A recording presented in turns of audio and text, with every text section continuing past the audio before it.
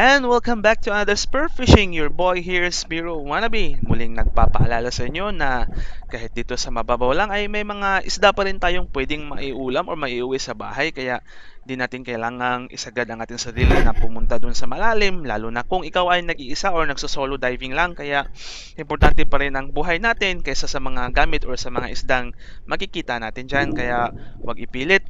Kahit anong isda, pwede na yung may ulam. Hindi naman natin kailangang palakihan ng isda at palaliman ng sisid para lang maipost sa mga social media. Dahil mas importante pa rin ang ating kaligtasan. Sino ba naman ang matutuwa niyan kung puro na lang nadidisgrasya yung nakikita nating naipost dyan tapos ginagawa ka pang content ng ibang mga content creator, nakakahiya naman.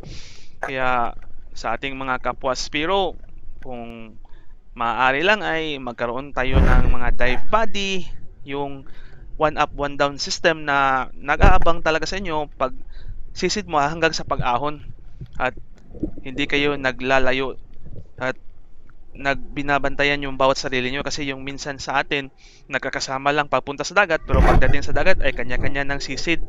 Hindi ganoon mga kaibigan, dapat may dive body kayo at limit lang din, huwag ipwersahin tapos magkaroon ng mga surface interval or pahinga kung gaano ka katagal dun sa ilalim. Dapat doble o triple yung pahinga mo sa itaas.